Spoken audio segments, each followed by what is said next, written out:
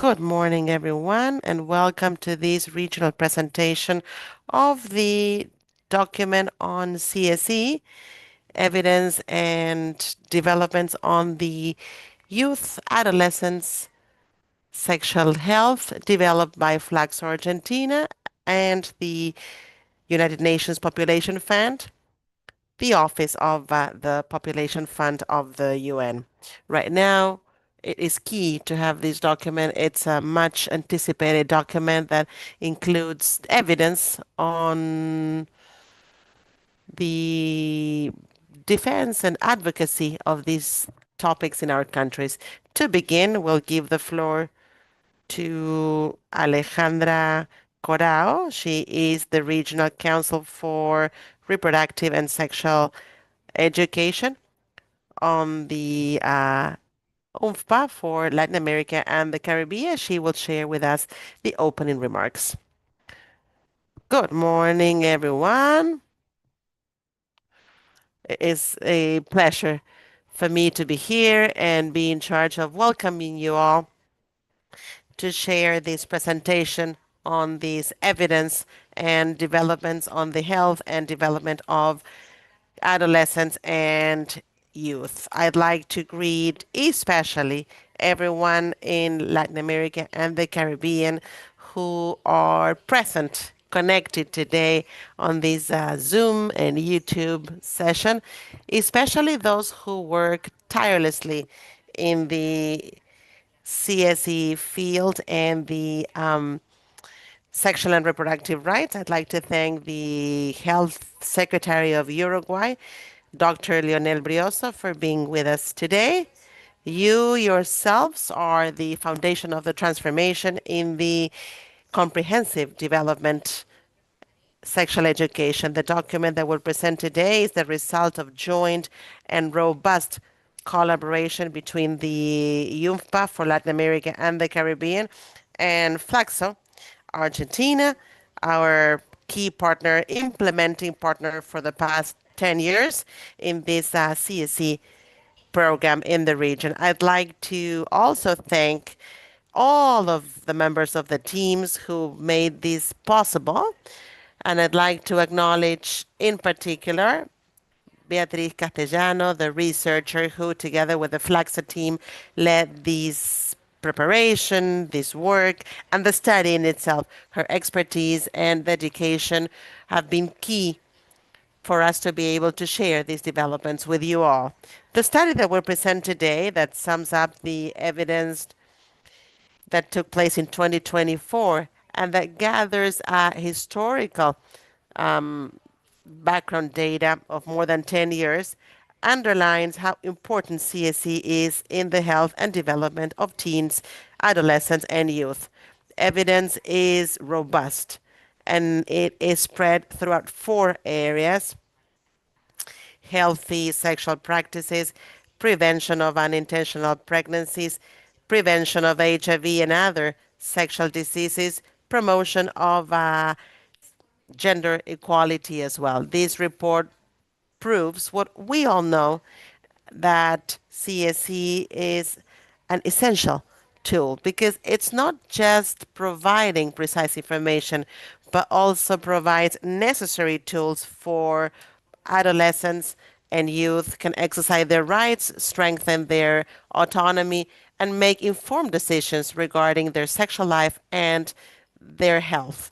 This study goes beyond the gathering of data, but it's a guideline that allows us to identify clearly the characteristics of successful interventions that in our region and in many other places in the world. We will present it, or it will be presented by Beatriz, because we know that these programs are more effective when they're addressed comprehensively, when the programs promote a positive promotion of sexuality, when we include gender issues, powerful dynamics in the sexual relationships, and these are very effective to prevent adolescent pregnancies, HIV, and other diseases that are present today in adolescents.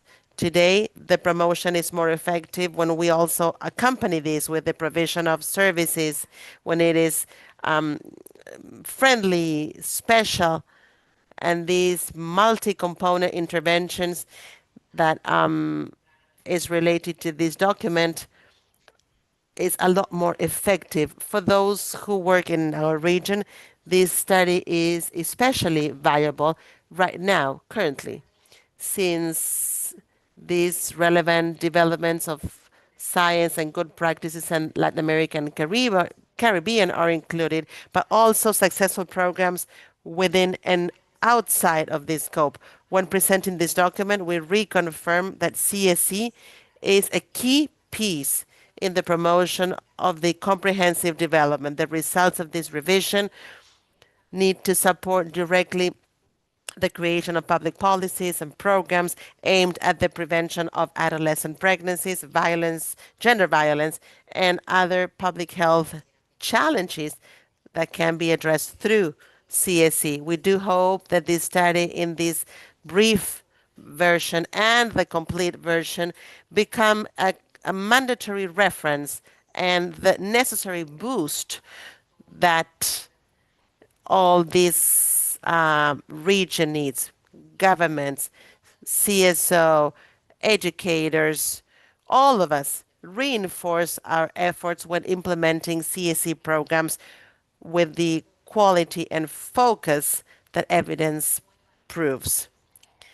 I'd like to thank again Flaxo Argentina for their work, and I'd like to invite you all to pay close attention to the presentation of this study and the reflections by Leonel Brioso will make in connection with this study. Thank you everyone for being with us today. Thank you, Alejandra. And now we will give the floor to Leonel Brioso. He is the Undersecretary of the Ministry of Health of Uruguay. And it's very important to have their vision on this document, the government vision, since we believe it's important for the beneficiaries, the end users, as decision makers at all levels, but it's important for this to become a key element in this regard. So we'd like to give the floor now to Leonel Brioso. Good morning, good afternoon, everyone. It is a great privilege on behalf of our government to participate in the launch of such important material. The view that we have on this topic is in a cross-cutting area where we mix the science and the politics. I am a gynecologist, and as such, we've worked on this topic for many years, and this joint area between science and politics is what we call policies that are evidence-based for everyone, regardless of religion and beliefs, where we respect the religion and beliefs of our people. The state is under the obligation to establish public policies for everyone in the territory. And we believe it is very important because when we talk about comprehensive sexuality education, we believe it is even more important in our region since it is one of the three key areas on which these groups that promote anti-rights, anti-science policies, that promote hate speech and exclusion speech have these flag against these topics. And we believe that because of this, it is key to address this topic from this intersection between science and rights so that we move aside myths and legends on this issue that have been around for many, many years, but that put on the table groups as we don't want people touching our children, we don't want anyone talking about this with our children, when in fact, when we talk about education, we talk about the educators educating, and it might be the ignorance of their parents, where the teens, the adolescents, the youth might be teaching their parents, like it happens with the environment and ecology and other fields. We believe this is a very powerful tool, this publication that you've systematized so well in a double-fold sense, in the lobbying, or cabildeo, as we say in Spanish, which is more political. We want to move forward with certain proposals in the legislative area in each of our countries. And for those who, by chance, are part of the administration, we believe that this will be a very useful publication for the design and implementation of public policies in these fields. We strongly believe that the document has achieved a very good synthesis regarding contents when we group them into these four key components: the sexual healthy behavior, prevention of the unintentional pregnancies, which is key in our region given the inequality that we present, given the access to CSE, when we talk about unintentional pregnancies and prevention of such pregnancies, that is given by the socioeconomic background of these teenagers, that is closely related to access to education. The third topic, which is very important, prevention of HIV and other sexually transmitted diseases.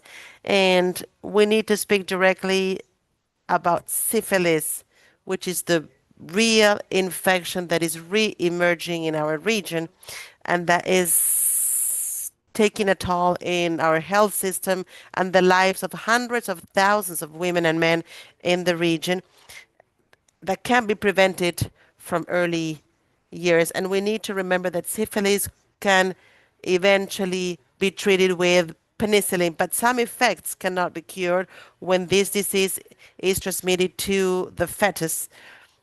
And we need to take this into account when we want to prevent syphilis. And the fourth topic, promotion of equality and prevention of gender-based violence, which is a policy designed from the education sector to reinforce the non-patriarchal masculinity, and so that we include a gender perspective, so that from early childhood education we can include proposals that do not become barriers to violence. I believe that the document is very clear and easily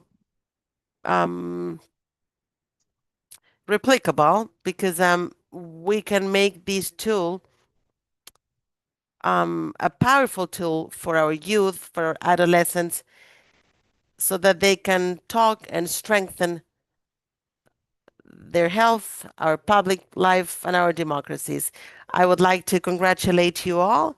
We'll be following up on the dissemination of this material. We now have the conference on population and development in the next few weeks in Santiago de Chile. We will bring this document with us and take it as a great contribution to the region. Thank you, Deputy Secretary Leonel Brizo.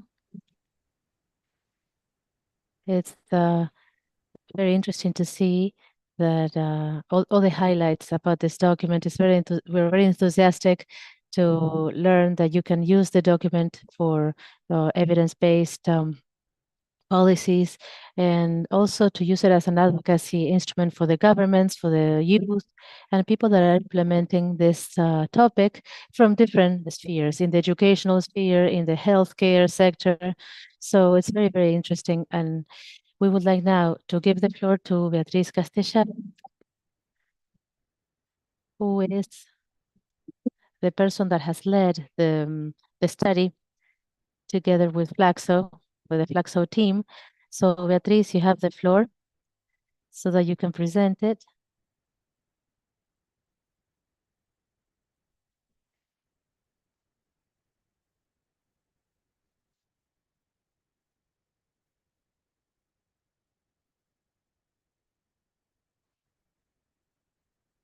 Okay.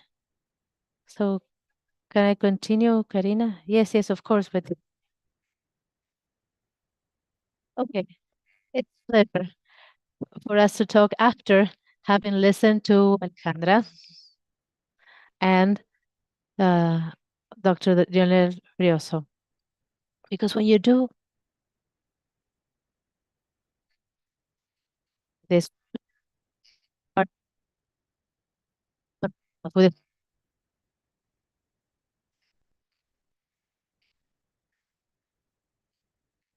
it's important oh,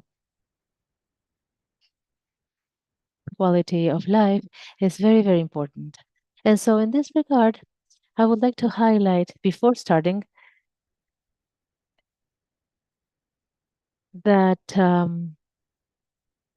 the UN Population Fund for many years now has been strongly working in policies, strategies, and programs that are based on evidence.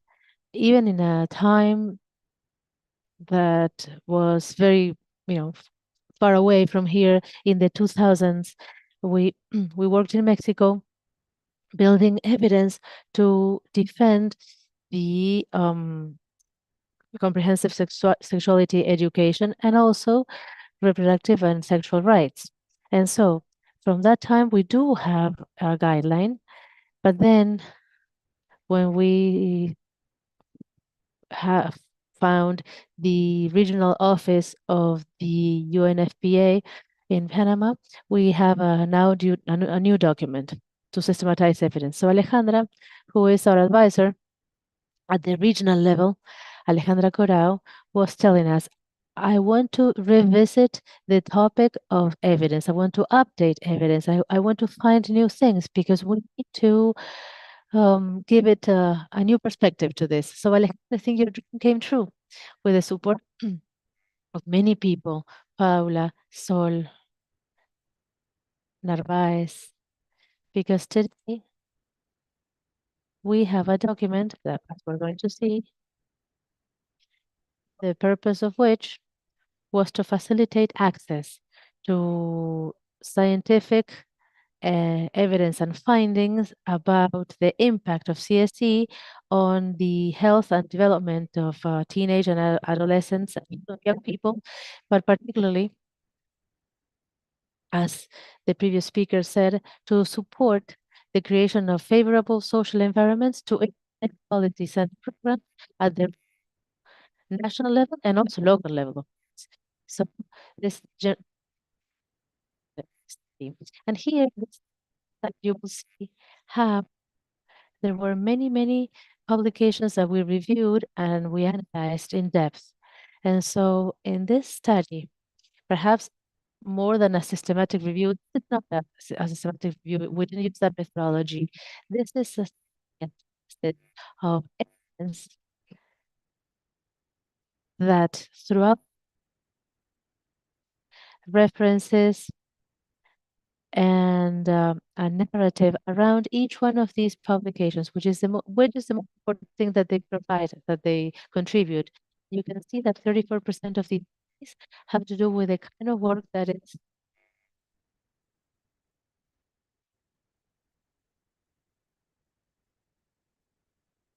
these are system reviews, these are um, trials and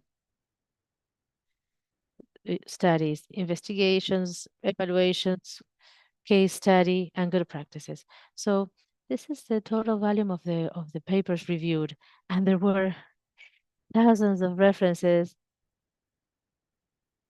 that were eliminated for different reasons, because they were not up to date, because they were not of the required quality, because they didn't meet the requirements. And so these are the ones, the 94 ones that we kept. And in the next slide, you can see that we have three editions, say, or three different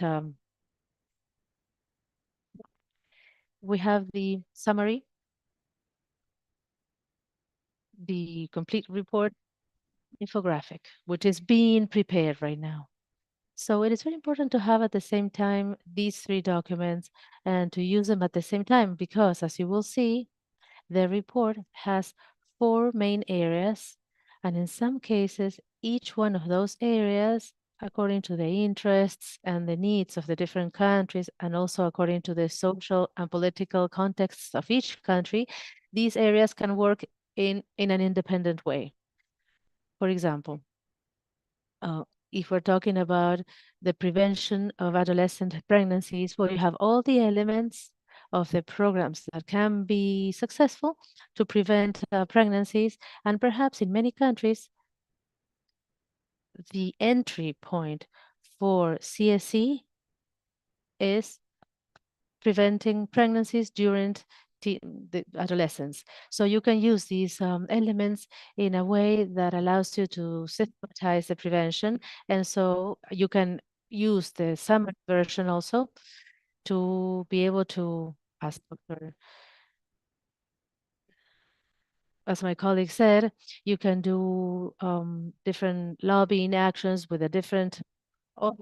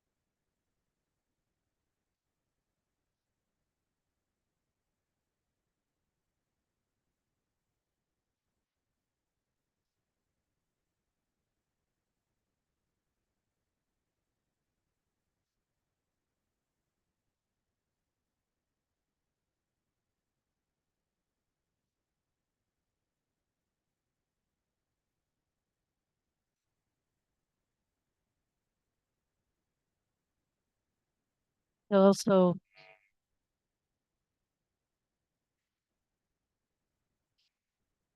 it, I, uh,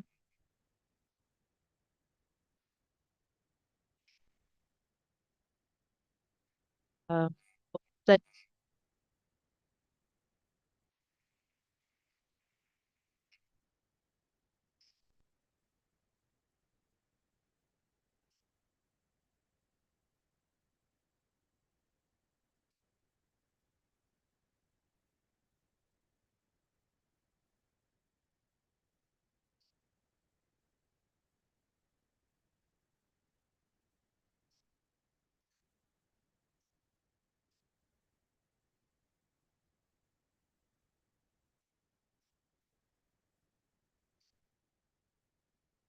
before.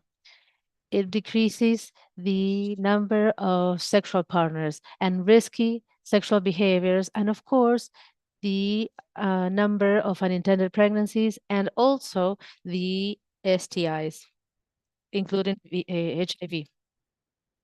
And in the next slide, you will see that is very important. You can see different ways in which we can present this. I try to find a way to show you how you, with different audiences, you can highlight elements that are key. For example, in this study, Neelan, Flynn, and Nershow of 2024, this is a very up-to-date study. It is impactful to say that it's based on 27 studies in 13 countries of North America. That would be the US and Canada, and 36,364 students. So this has an impact in and of itself. And sometimes we the number, but it's impactful to say that 50%, in 50% of the cases, there was of the sexual beginning, and in 33% of the cases, the use of condoms was increased. In 47% of the cases, there was a reduction of the frequency of sexual activity, and 50% of the cases saw a decrease in the number of sexual partners. This is very important for us to be able to conduct our advocacy actions to convince people of the fact that CSE does not favor an early start of the sexual behaviors or sexual problems. Quite the contrary, it protects adolescents. And another interesting example that can be presented with the same logic. This is a Bordoña study of 2021. This is a paper that's conducted in the USA, but with a very high number of adolescents. And it was shown that adolescents that had access to CSE had a lower likelihood of getting pregnant and a higher likelihood of exercising safe sexual practices. In 71% of the studies, safe behaviors were reported. In 77% of the cases, there was a higher frequency of use of contraceptive devices, and in 44.4% of cases, unprotected sex was significantly less frequent. So only examples for now to emphasize on how we can handle data or manage data.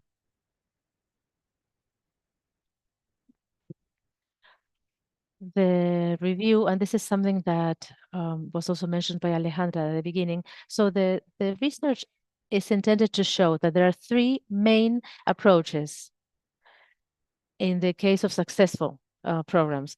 And these approaches are presented also in a combined way sometimes. And these are the positive views about sexuality and health, reproductive health, the transforming approaches of gender and power relationships, and then approaches that include multiple components with different social and ecologic and intersectional elements.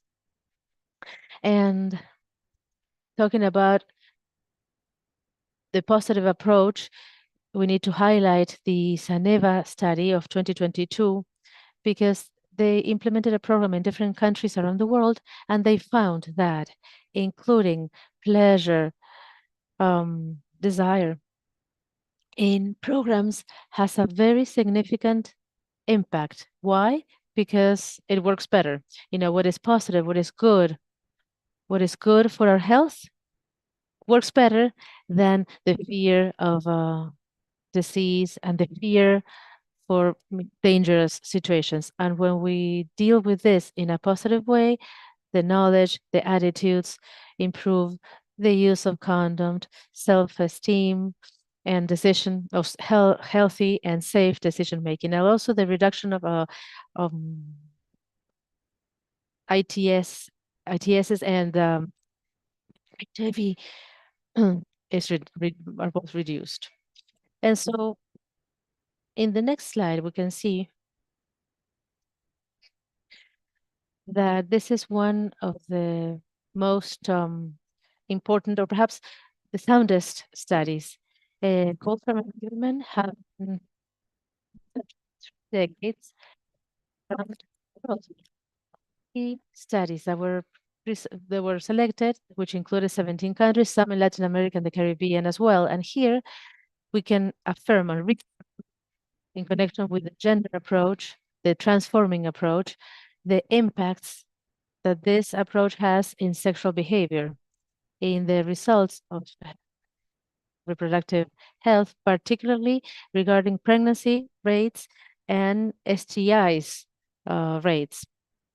Also, the decrease in violence, particularly gender-based violence during, teenage couples, for example. And so in this case, there are many important studies, such as the studies that we mentioned that are included. We don't include it here specifically because all these studies were included in the review. On the other hand, the third element that is part of these successful programs has to do with the multi-component programs involving different multi-levels and counterparts. It's important to talk about collaborators. There were 61 assessments in 22 countries, and as you can see, 74% of the studies report improvement in the health indicators and gender indicators as well. 69% improve, increase, or enhancement of knowledge on these topics. 84% changes in healthy behaviors, 9% in the increase of uses of health services, and 16% in the change in gender rules.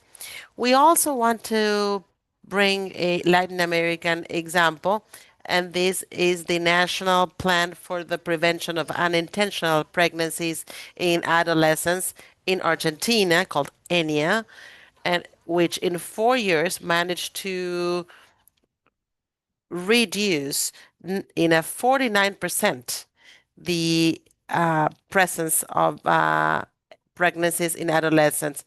You can see that between 10 to 15 years, there was a reduction of 43%. And as Dr. Rioso mentioned, there's a key element here that we have to defend this ENIA plan with the new administration and a series of new changes has been dismantled, and this ENIA plan had a very strong, robust component of this comprehensive sexuality education in the community, an educational environment. This is very important to defend and reposition a series of progresses in this particular context, socio-political, regional context.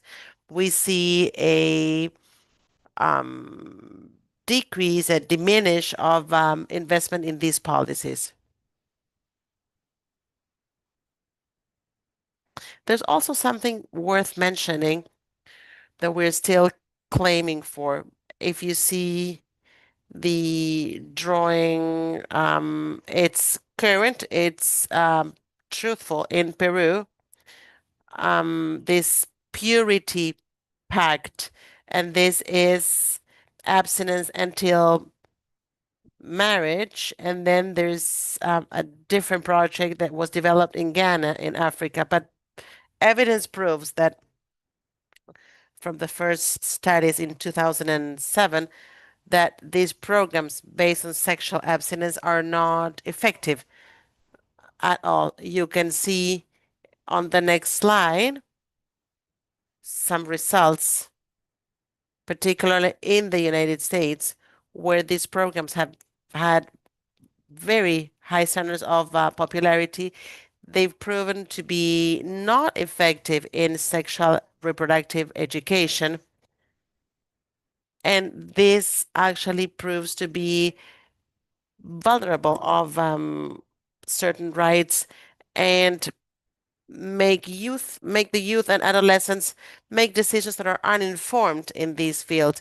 In the case of Latin America, we can quote the case of Ecuador, where the Plan Familia or the family plan was launched in 2014, where there were certain progresses in the CSE field in schools, but also the friendly use of health services by teenagers. This program based on abstinence created this dismantling of these programs, where in certain cases we see that in certain cantons there was an increase of 27% in 3 years. So we can see that these abstinence or withdrawal based programs are not effective, and they are not even good to guarantee withdrawal or abstinence before marriage, because these fidelity and abstinence votes are sometimes violated or broken.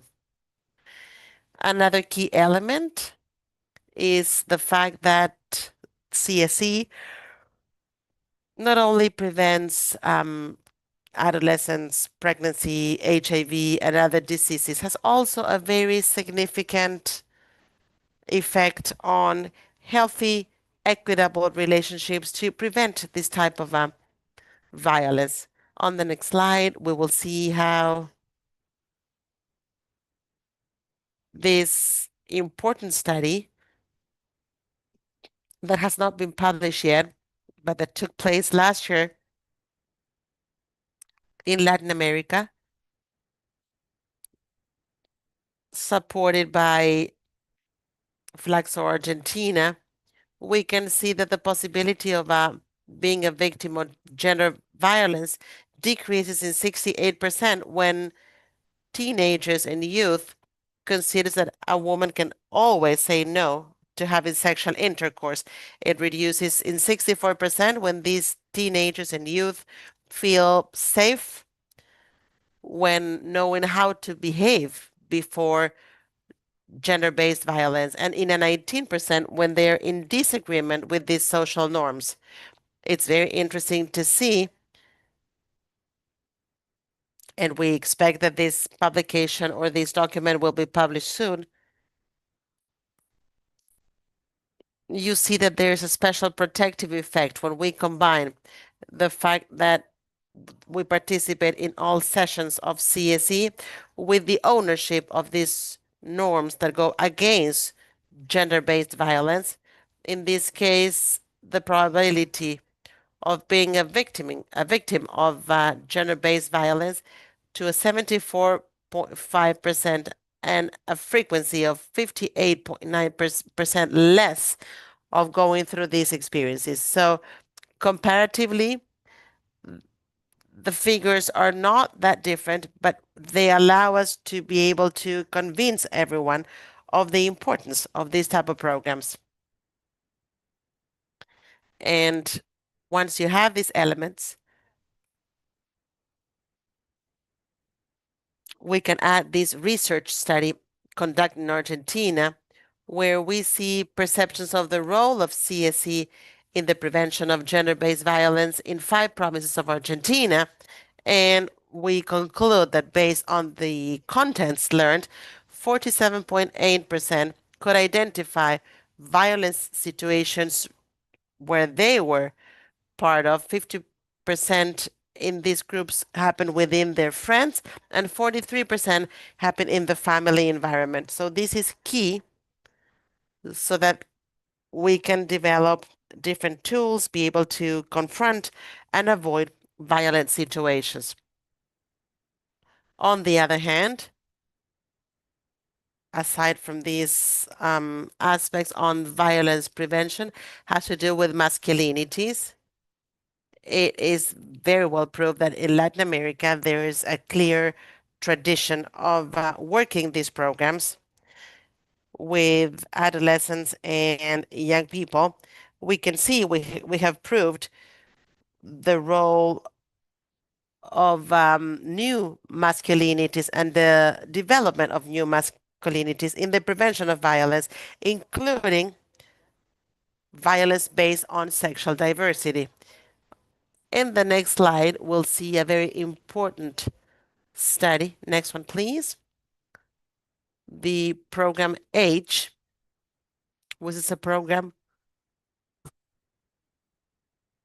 that works on different types of masculinity with an impact study of 12 countries, 2 in Latin America, Chile and Brazil. And we can see positive effects in all areas. And in the case of one of the programs in Brazil, we could prove that before the intervention, a significant number of young people considered that men needed sex more than women. And after the intervention, this conclusion or this statement diminished to 44%. This is very important because this was conducted amongst young people from the favelas in Brazil, from very vulnerable areas, and their partners, their couples. And finally, the last piece of information that I wanted to share with you so that we're mindful of time is how we addressed sexual diversity in our curricula. These issues, these topics can prevent discrimination by sexual orientation, but also when we talk about mental health of everyone in the LGBTIQ and the students at large. You can see on our next slide a research that is very interesting conducted in the United States, where they first identified, based on national mental health surveys, what were the rates of suicidal trends, depression, etc., where they were connected to sexual orientation, particularly in homosexual, bisexual communities. And they discovered that the more schools that teach CSE, the study plans decreased in the suicides reported reduced in 20%. Inequality between depression symptoms in bisexual and heterosexual young people also decreased, as well as the probability of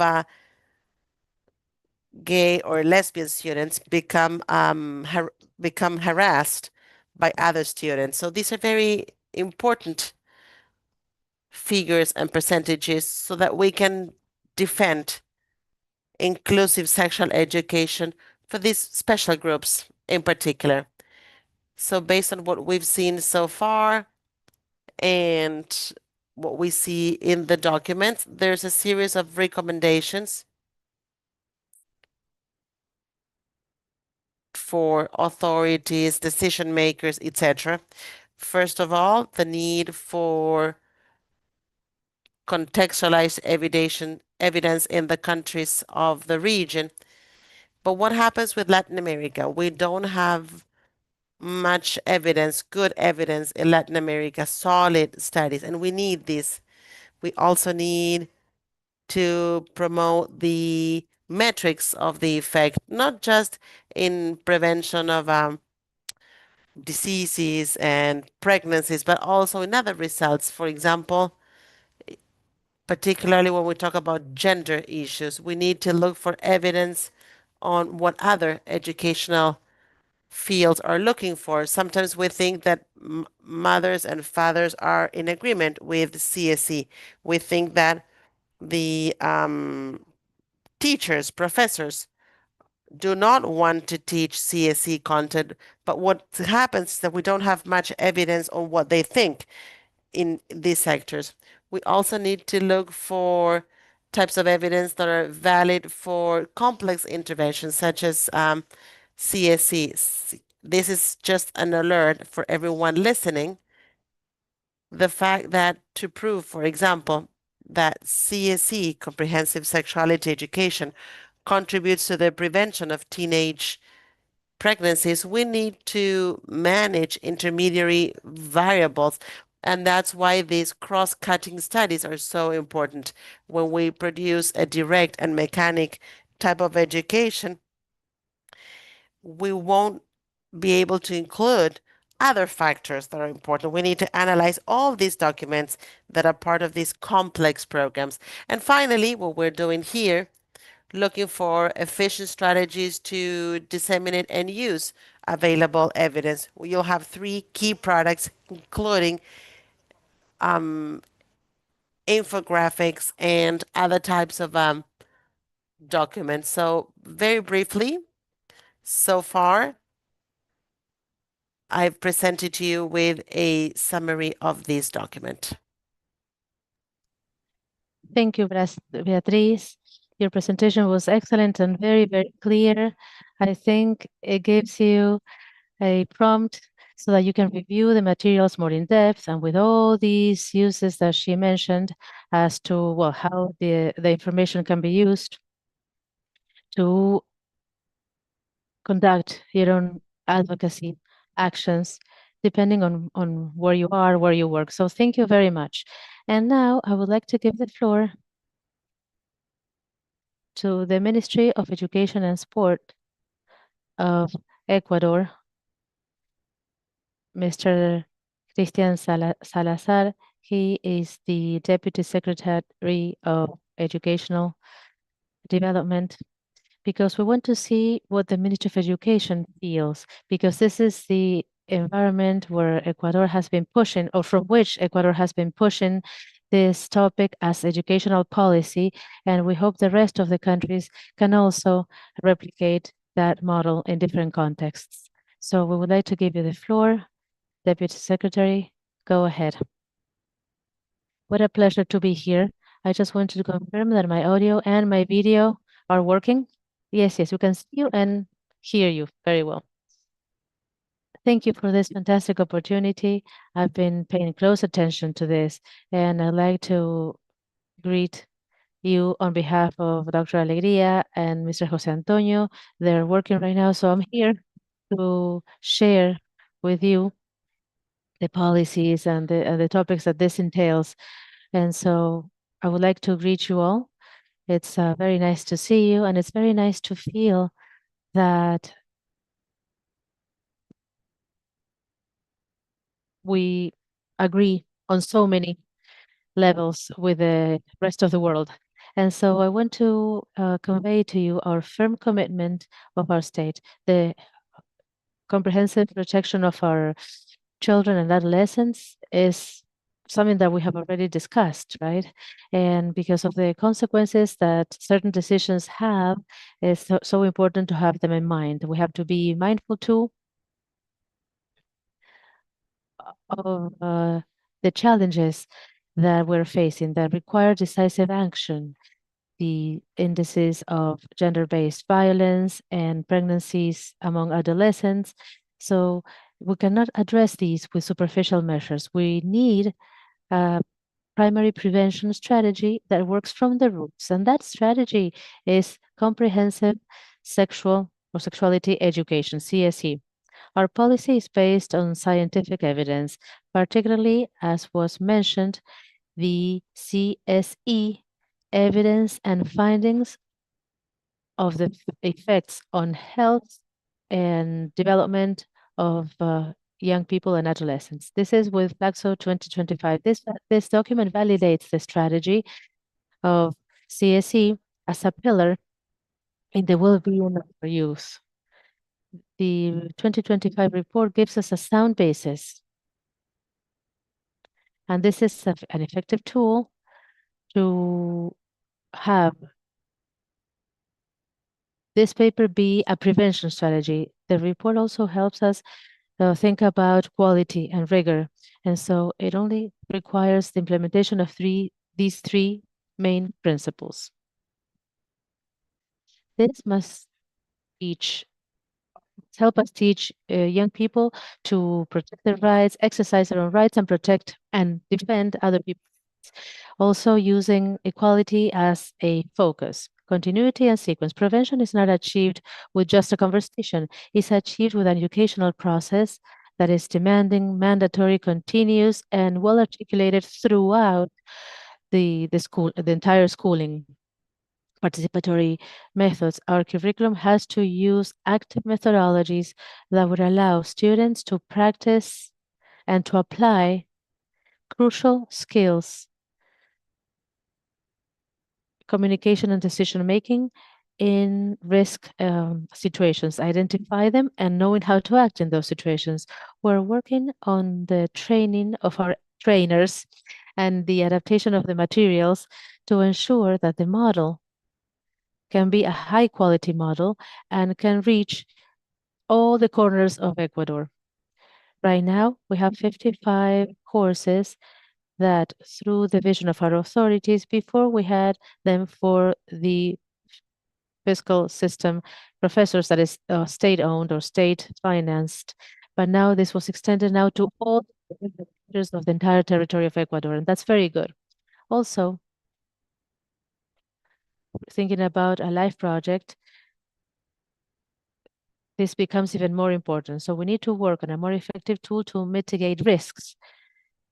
In 2025, this report validates the fact that when programs were validated with this comprehensive review approach, Ecuador achieved a very, very comprehensive review or success. This also shows the capacity of the educational system to modify risk behavior, particularly regarding unintended teenage pregnancies. PSC prevents risk by giving scientific knowledge, by informing clearly about the body and contraceptive devices or methods. Also, negotiation skills to provide young people, particularly adolescents, with tools to be able to say no to pressure situations or to start in relations without being prepared or feeling prepared. Particularly the informed decision, that is to say, allow that the election about the beginning of sex and family planning is an autonomous decision that is above all responsible and not a consequence that is an undesired consequence. Preventing preventing undesired pregnancies helps young women and girls remain in schools. Our educational institutions are very, very important to be able to train young people and to build this very important social fabric. Preventing violence and teenage pregnancies becomes the foundations of what we want to see. And so this engine is given to the youth, critical thinking also, capacity to assess the information and to resist, particularly when we're talking about social pressures, allowing them to make better decisions to benefit their future. So, and also providing them with skills to manage frustration and conflict in a very constructive way, which is essential for their life, basically, and for their life journey and project. In Ecuador, we are absolutely committed with the young people in Ecuador to own their rights and not for them to be a victim of their circumstances. Therefore, on this basis, we have the tools, or this gives us the tools to design and execute all these processes for the benefit of everything that is very important for us, which is children, adolescents, through this social commitment. Because for us, we have professionals of education in Ecuador, and no doubt professors at all levels. So this is comprehensive sexuality education. This is what it means for us. So we would like to reach you once a while. Thank you so much. And I'm here to contribute for this very important topic for our region and for the world. Thank you. Thank you, Deputy Secretary, for your remarks and for highlighting the importance of this topic in the education system and all the evidence that supports the inclusion of this topic in educational policies to improve education and to defend and protect the rights of boys, girls, and adolescents. So thank you once again. And now I'd like to give the floor to Alejandra Corao. Deputy Secretary, thank you so much for your remarks. Ecuador is one of the countries in the region that has decreased the adolescent pregnancy rate, has also extended the coverage for family planning among adolescents, and it's a reflection of educational policies that specifically refer to CSE. When we talk about CSE, we know that we have CSE in school and outside, but we also know that evidence shows that CSE within schools is the one that brings about long-lasting changes and ensures the exercise of quality sexual and reproductive health, particularly with the decrease of sexually transmitted diseases and infections, HIV. So thank you. Thank you for your leadership, the leadership that you have always shown to ensure a quality CSE in your educational system. Thank you. I would like to thank you all for participating in this meeting. And now I'd like to give the floor to Diego Rossi from Flaxo. Thank you, Carissa. I just wanted to mention something because we received questions on the chat window.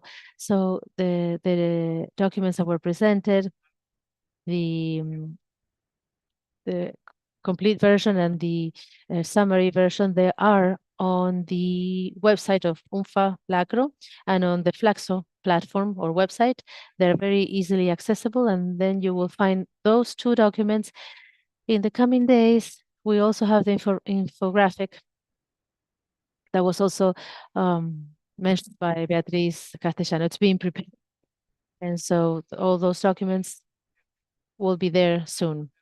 And so I would also like to thank you all for having connected to this meeting, particularly the authorities of Unfalacro, Alejandra Corao, Paula, Sol East, Paula Antezama and Sol East, because they really supported us in the construction of this document, this research paper from the very beginning.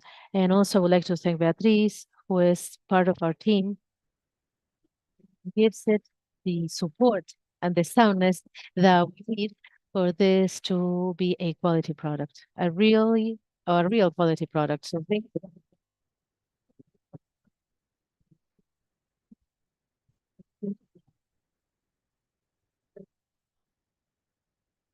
The people that are connected on YouTube too, both in the English and the Spanish channels. So we're going to put the links in both channels so that you can have access to the documents.